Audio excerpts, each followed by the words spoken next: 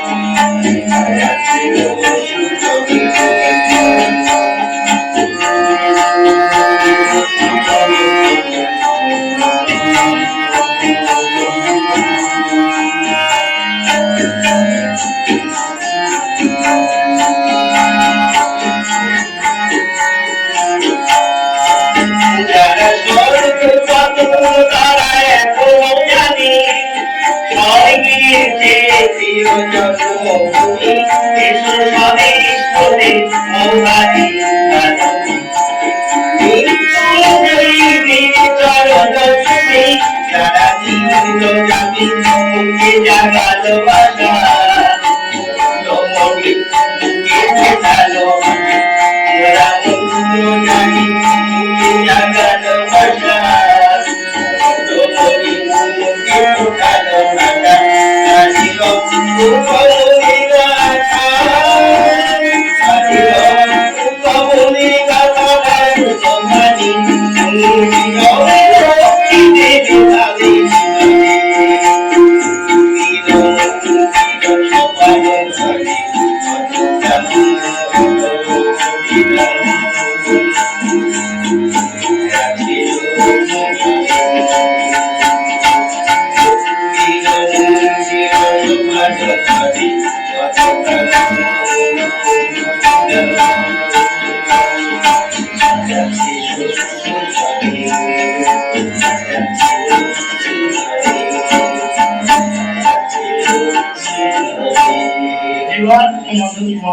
সঙ্গীতে আমরা অনুষ্ঠান শেষ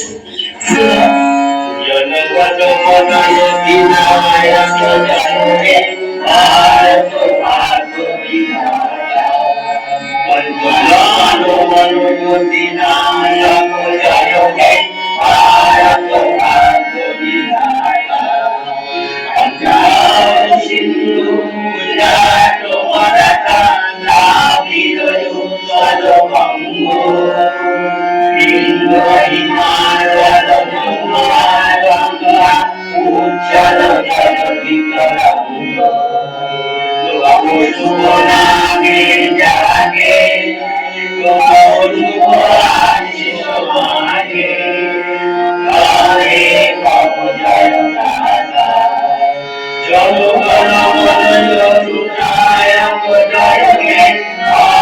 তোমার বিধাতা। জয় হে জয় হে জয় হে জয় জয় জয় হে জয় জয় জয় জয় হে। আমাদের যে গীতি আলেখ্য নেতাজি সুভাষচন্দ্র বোসকে নিয়ে, সেই গীতি আলেখ্য এই মুহূর্তে সমাপ্ত হলো। এর সঙ্গে সঙ্গে আজকে বিদ্যার দেবী মা সরস্বতীর পুজো। সেই পুজোর উদ্দেশ্যেই দেবী সরস্বতীর স্মরণে তাঁর প্রণাম মন্ত্র উচ্চারণ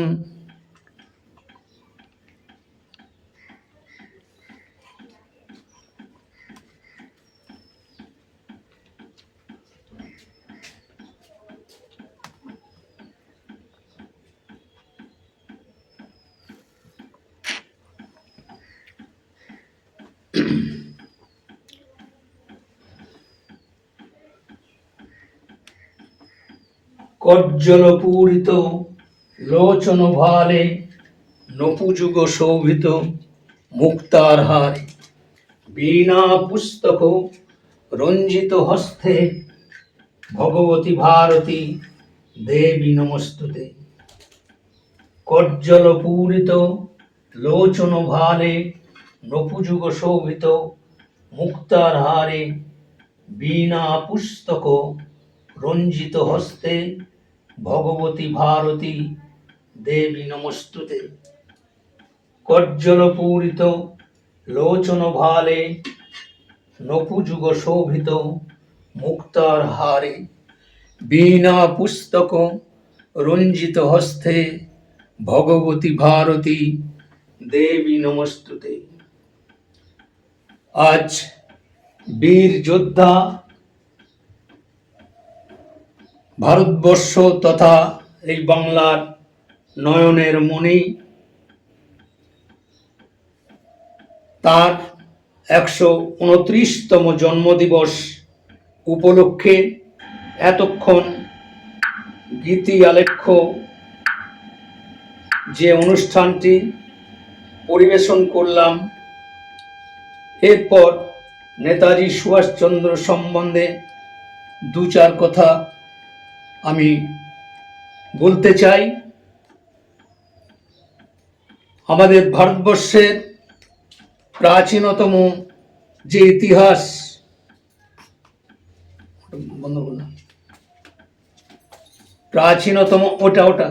প্রাচীনতম যে ইতিহাস, আমাদের প্রকৃত ইতিহাস ভারতবাসীর কাছে তুলে ধরা হয় না। নেতাজি সুভাষচন্দ্র বোসের যে অন্তর্ধান রহস্য, সেই রহস্যের সঠিক তথ্য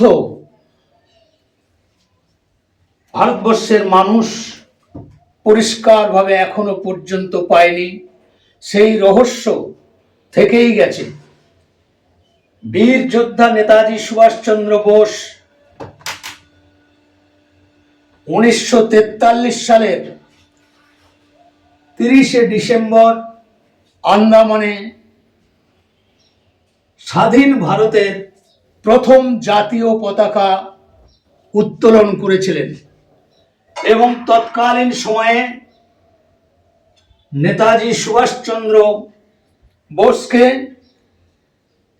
ভারতবর্ষের প্রথম প্রধানমন্ত্রী হিসেবেও স্বীকৃতি অর্জন করেছিলেন। কিন্তু সেই ইতিহাসকে ধামাচাপা দিয়ে নোংরা রাজনীতি করে ভারতবাসীর সঙ্গে প্রতারণা করে তৎকালীন সময়ে যে সরকারে ছিলেন, ভারতবর্ষের প্রথম প্রধানমন্ত্রী হিসেবে ইতিহাসে বর্ণিত পণ্ডিত জওহরলাল নেহরুর নামটি স্বর্ণাক্ষরে লেখা হয়েছিল, কিন্তু সেই ইতিহাসে এত জঘন্য বিষয় আজও পর্যন্ত লুকিয়ে আছে। আজও পর্যন্ত সেই মিথ্যা ইতিহাস স্কুলের কলেজের ছাত্র যুবদের উদ্দেশ্যে যে শিক্ষার ব্যবস্থা, সেই ব্যবস্থার মাধ্যমে আজও পর্যন্ত এই প্রকৃত ইতিহাস যে নেতাজি সুভাষচন্দ্র বোস ভারতবর্ষের প্রথম প্রধানমন্ত্রী রূপে স্বীকৃতি পেয়েছিলেন, আমার কাছে আরো প্রমাণ আছে। আমি কদিন আগেই আমার সহযোদ্ধাদের আমি দেখালাম যে নেতাজি সুভাষচন্দ্র বোসের তৎকালীন সময়ে এই যে 10 টাকার নোট, সেই 10 টাকার নোটে নেতাজি সুভাষচন্দ্র বোসের ছবি আছে। কিন্তু দেশবাসীর সঙ্গে প্রতারণা করে সংবিধানের নামে মিথ্যাচার করে মহাত্মা গান্ধীকে জাতির জনক বানিয়ে দিয়ে আজকে গোটা ভারতবর্ষের প্রত্যেকটি মানুষের পকেটে পকেটে ঘুরছে মহাত্মা গান্ধীর ছবি। কারণ ওই টাকার মধ্যে যে মহাত্মা গান্ধীর ছবি আছে, মহাত্মা গান্ধীর ছবি থাকার কথা নয়। এটাই হচ্ছে দ্বিচারিতা রাজনীতি এবং দুর্নীতিগ্রস্ত এবং অপশাসনের প্রকৃষ্ট উদাহরণ। তাহলে আমরা বিগত দিনে যে শিক্ষা পেয়ে এসেছি, আজকের দিনেও আমাদের ভারতবর্ষের বর্তমান প্রধানমন্ত্রী বিশ্ব বরেণ্য যশস্বী প্রধানমন্ত্রী, উনি বারে বারে চেষ্টা করেছেন। গত 3 দিন আগেও সোশ্যাল মিডিয়ার মাধ্যমে একটা বিষয় এসেছে যে মহাত্মা গান্ধীর ছবি থাকবে না নেতাজি সুভাষচন্দ্রের বোসের ছবিটা এই টাকার মধ্যে আসবে।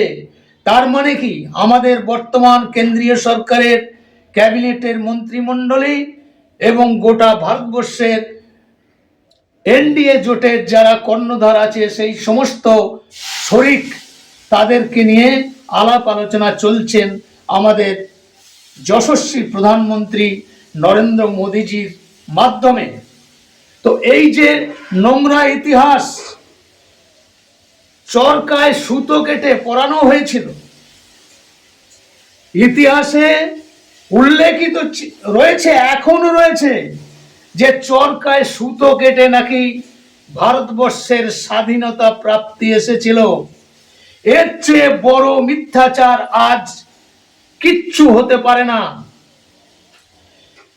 কারণ নেতাজি সুভাষচন্দ্র বোসের সঙ্গে ভারতবর্ষের স্বাধীনতা প্রাপ্তির প্রাক্কালে 1,76,337 জন, সংখ্যাটা মনে রাখবেন।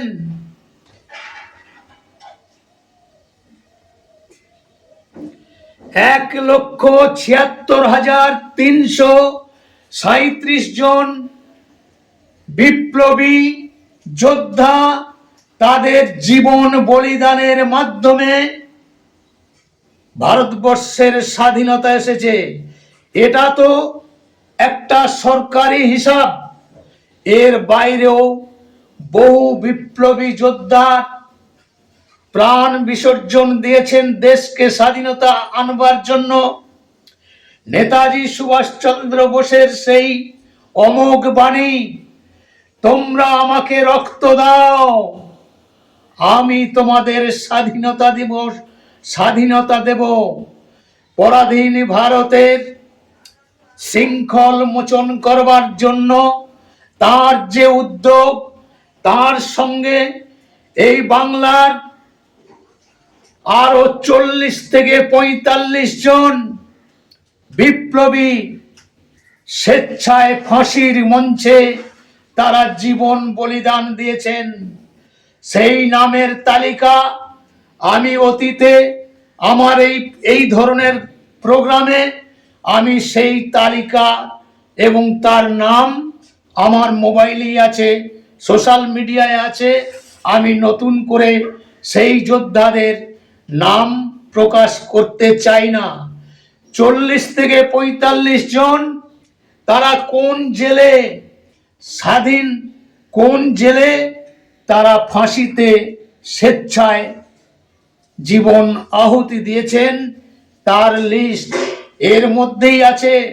উত্তরপ্রদেশের আশফাকুল্লাহ, ক্ষুদিরাম বোস, প্রফুল্ল চাকি, বিনয় বাদল দীনেশ, বাঘা যতীন থেকে আরম্ভ করে মাস্টারদা সূর্য সেন, এদের তত্ত্বাবধানে দেশবন্ধু চিত্তরঞ্জন, এদের তত্ত্বাবধানে ভারত মাতার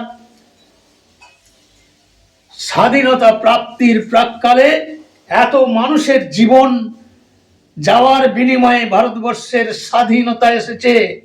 কিন্তু ওই মহাত্মা গান্ধীর কুচক্রে উনি তখন ঘোষণা করেছিলেন যে দ্বিজাতি তত্ত্বের ভিত্তিতে ভারত মাতাকে দ্বিখণ্ডিত করে পাকিস্তানের জন্ম দিয়ে এই গান্ধীজি সেদিন বিবৃতি দিয়েছিলেন যে পাকিস্তান যদি করতে হয় আমার বুকের ওপর দিয়ে যেতে হবে, আমি রক্ত দিয়ে দেব, নানা ধরনের উক্তি তিনি করেছিলেন। কিন্তু ভিতরে ভিতরে তিনি ব্রিটিশ বেনিয়ার পদলেহিকারী চাটুকারের দলেদের সঙ্গে গোপন আতাত করে বিভাজনের রাজনীতিকে পাথেয় করে ভারত মাতাকে দ্বিখণ্ডিত করে স্বাধীনতা এসেছে। কিন্তু ইতিহাসে পড়ানো হয় যে চরকায় সুতো কেটে নাকি দেশের স্বাধীনতা এসেছে। নেতাজি সুভাষচন্দ্র বোসের আজাদ হিন্দ ফৌজ, সেই আজাদ হিন্দ ফৌজ তিনি জাপান গিয়েছিলেন। জাপানে গিয়ে সৈন্য সংগ্রহ করে তিনি আজাদ হিন্দ ফৌজ গঠন করলেন। তৎকালীন সময়ে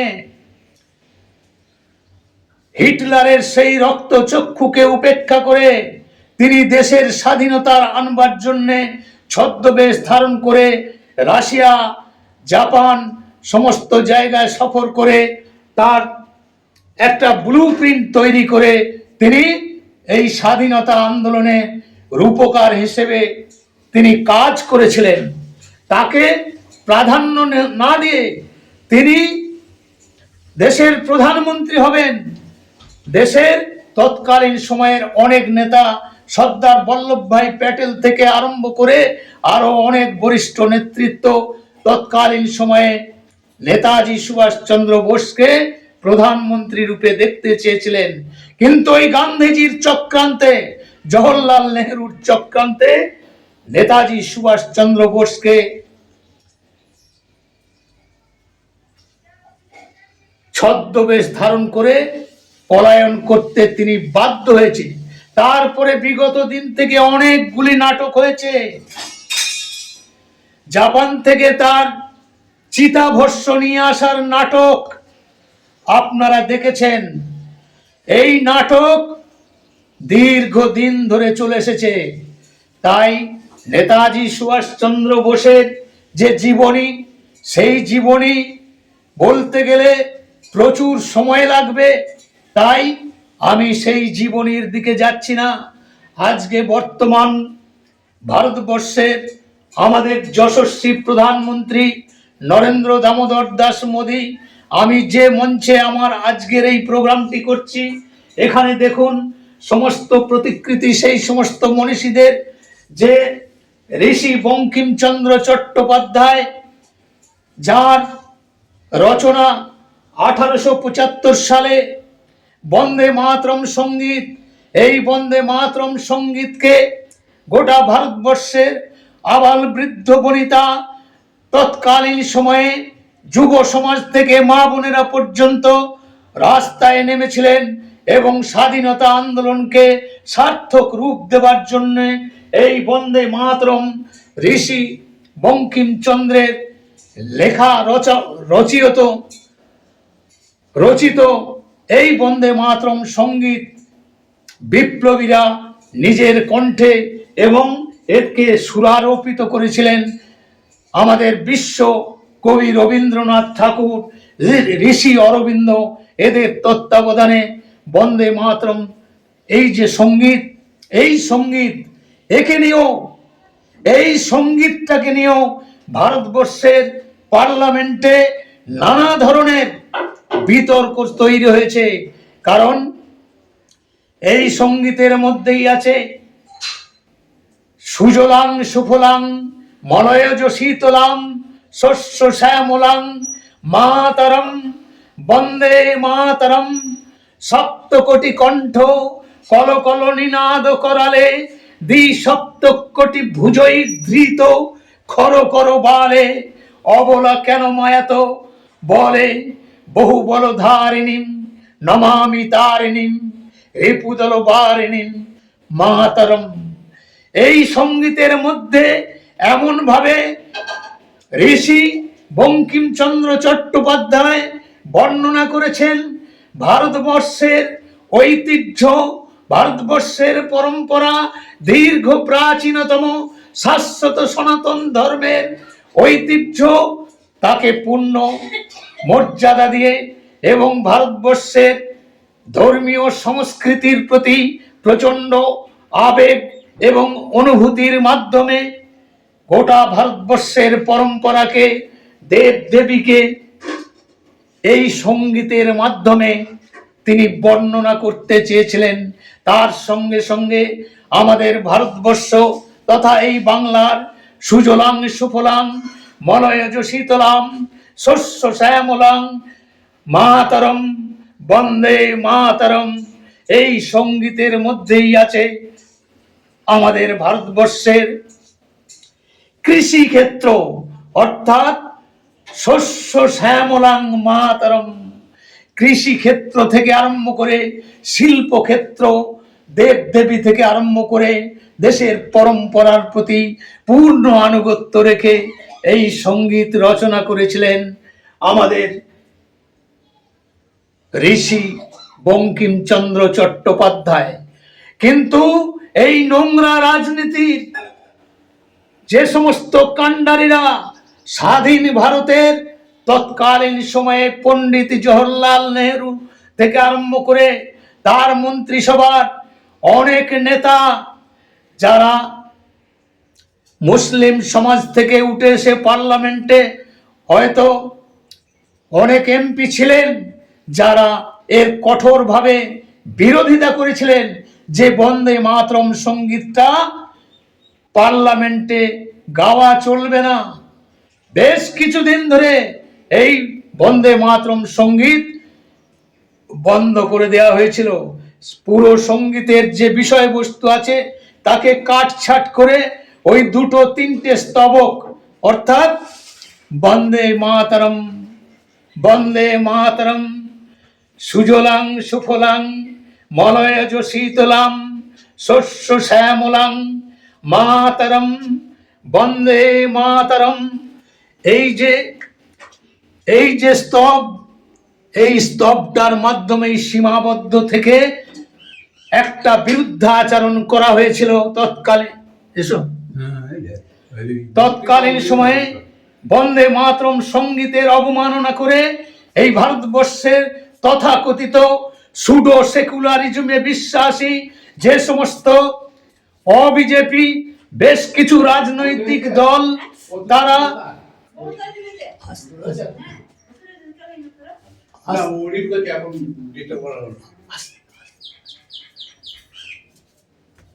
সুডো সেকুলারিজমে বিশ্বাসী যে সমস্ত অবিজেপি রাজনৈতিক দল দীর্ঘদিন ধরে এই বন্দে মাতরম যে জাতীয় সঙ্গীত, এই সঙ্গীতের অবমাননা করে এসেছেন।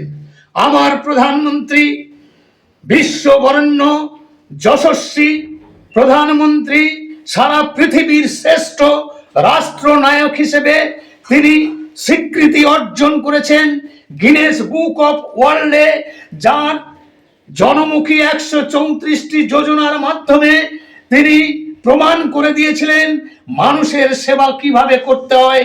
সেই যশস্বী প্রধানমন্ত্রী, বাঙালির স্বাভিমান, বাঙালির যে গরিমা, এই যে বন্দে মাতরম সঙ্গীতের মধ্যে যে বিষয়বস্তু তিনি আবেগঘন কণ্ঠে লোকসভায় তার পূর্ণ মর্যাদা দিয়ে গোটা ভারতবাসীর কাছে বার্তা দিয়েছিলেন। গত এই 2025 সালের 7ই নভেম্বর বন্দে মাতরম সঙ্গীতের 150 বছর পূর্ণ হয়েছে। তাই আমার প্রধানমন্ত্রী সারা ভারতবর্ষের সমস্ত রাজ্যের সরকারকে নির্দেশ দিলেন, এই সঙ্গীত জাতীয় সঙ্গীত, একে পূর্ণ মর্যাদা দিয়ে প্রতিটি সরকারি অনুষ্ঠানে এই সঙ্গীত গাওয়াটা বাধ্যতামূলক উনি নির্দেশ দিয়েছেন। তাই 7ই নভেম্বর আমরাও তিরঙ্গা যাত্রার মাধ্যমে আমি নিজেও বেশ কিছু জায়গায় প্রোগ্রামে সামিল হয়েছি। আমার মণ্ডলের মধ্যেই রাউত গ্রামেও আমি পথসভায় বক্তব্য রেখেছি। বন্দে মাতরম সঙ্গীতের যে তাৎপর্য তা আমি বর্ণনা করেছি আমার বক্তব্যের মাধ্যমে। তাই আমার প্রধানমন্ত্রী এই যে চেয়েছেন যে বাঙালির গর্ব, এই বাংলার গর্ব, ভারতবর্ষের স্বাভিমান, তাকে পাথেয় করে তিনি আগামী দিন এবং এই 2026 সালেও নির্দেশ আছে বন্দে মাতরম সঙ্গীতকে আমাদেরকে 47 সাল পর্যন্ত, অর্থাৎ বিকশিত ভারতের যে রূপরেখা তিনি তৈরি করেছেন 2047 সাল পর্যন্ত এই বন্দে মাতরম সঙ্গীতের পূর্ণ মর্যাদা দিয়ে যাতে গোটা ভারতবর্ষের মানুষ একে মান্যতা দেয়, তার জন্য তিনি বার্তা দিয়েছেন। তাই আজকে আমাদের নয়নের মণি বাংলার বীর যোদ্ধা নেতাজি সুভাষচন্দ্র বোসকে স্মরণ করে তার জন্মদিনে আমি এই অনুষ্ঠানের মাধ্যমে ওনাকে স্মরণ করেই গীতি আলেখ্য পরিবেশন করলাম।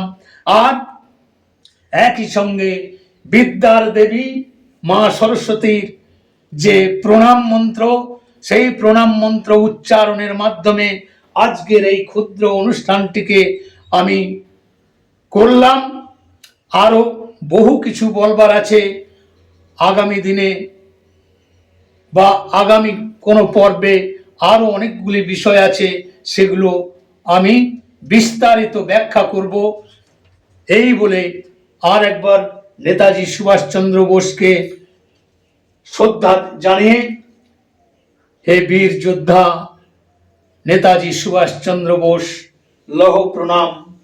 মা সরস্বতী প্রতি বিনম্র শ্রদ্ধা ও ওনার চরণে প্রণাম জানিয়ে আমার আজকের এই সংক্ষিপ্ত বক্তব্য আমি শেষ করছি। বন্দে মাতরম। ভারত মাতা কি জয়।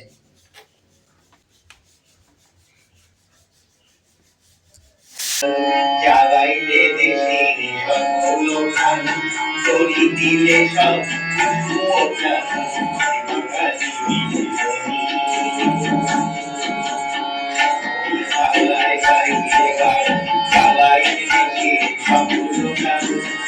দিলে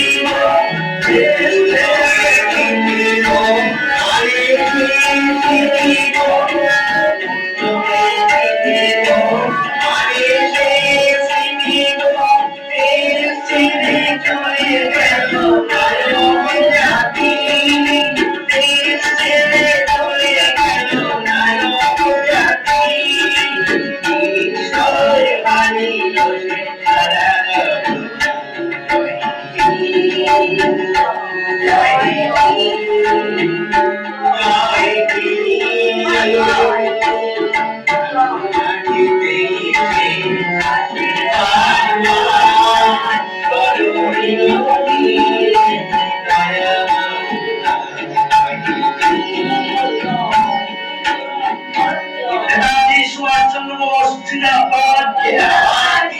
জয় হিন্দ। বন্দে মাতরম। বন্দে মাতরম।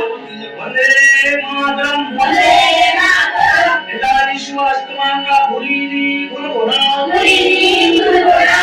জীবনে যে কোনদিন করেনি ভয়, পেয়েছিল জননী আশীর্বাদ। জীবনে যে কোনদিন করেনি ভয়, পেয়েছিল জননী আশীর্বাদ। জয় হিন্দ। জয় হিন্দ।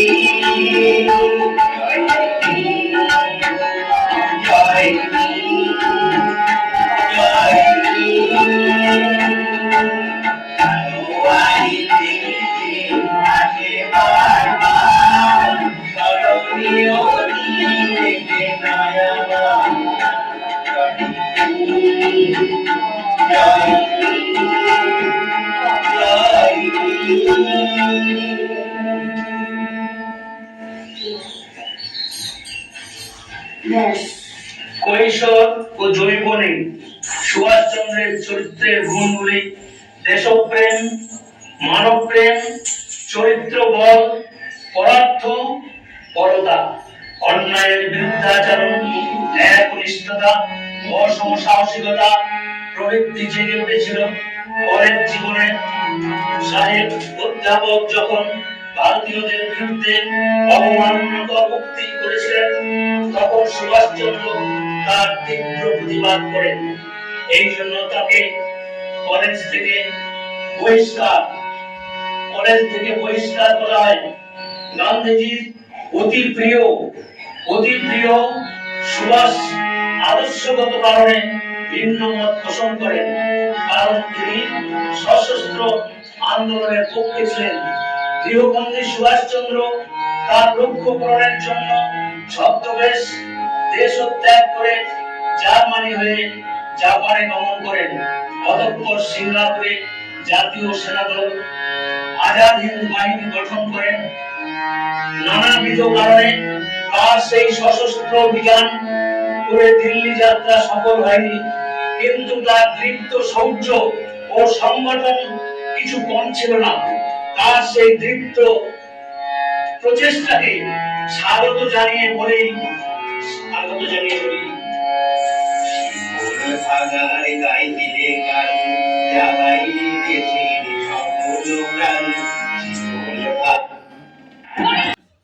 আজ শুভ দিন। আজকের এই শুভ দিন ভারতবর্ষের বীর যোদ্ধা নেতাজি সুভাষচন্দ্র বোসের 129তম জন্মদিন উপলক্ষে আমি দেবপ্রসাদ চৌধুরী পূর্ব বর্ধমান জেলার অধীনে পূর্বস্থলী উত্তর বিধানসভার অন্তর্গত 1 নম্বর মণ্ডলের 144 নম্বর বুথে আমার বাড়িতে আজকে বীর যোদ্ধা নেতাজি সুভাষচন্দ্র বোসের স্মরণে ওনাকে শ্রদ্ধাঞ্জলি জানাচ্ছি। সেই সঙ্গে সঙ্গে আজ আরও একটি শুভ দিন, দেবী বিদ্যার দেবী মা সরস্বতীর পুজো একই দিনে পড়েছে। তাই এই বিশেষ দিনে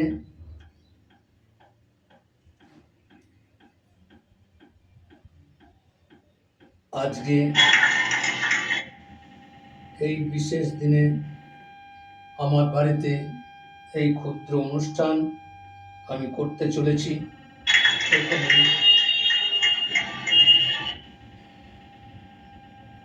প্রথমে বীর যোদ্ধা নেতাজি সুভাষচন্দ্র বোসের জন্মদিন উপলক্ষে একটি গীতি আলেখ্যর সূচনার মাধ্যমে নেতাজি সুভাষচন্দ্র বোসকে আমরা শ্রদ্ধাঞ্জলি জানাবো এবং মা সরস্বতী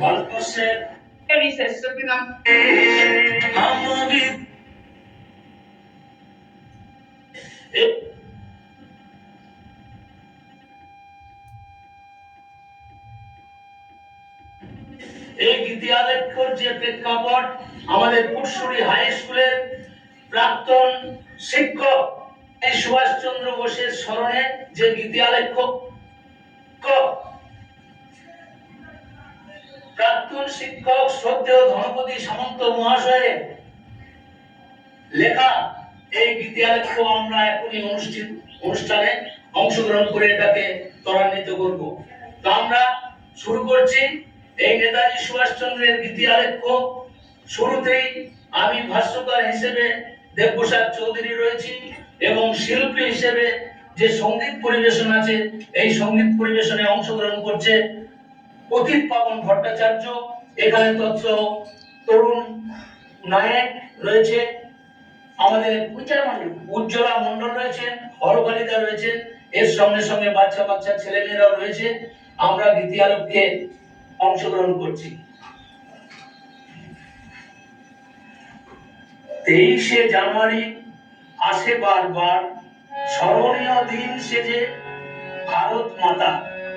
স্মরণীয় দিন এই 23শে জানুয়ারি, বরণীয় বটে, কারণ আজকের দিনে জন্মগ্রহণ করেছিলেন বাংলা মায়ের সুসন্তান, মহান বিপ্লবী, অদম্য সাহসী, উৎসর্গী প্রাণ দেশনায়ক নেতাজি সুভাষচন্দ্র বসু। তার জন্মলগ্নে যেন পরাধীন দেশ মাতৃকা ভক্ত সন্তান ধরে গেয়ে উঠেছিল।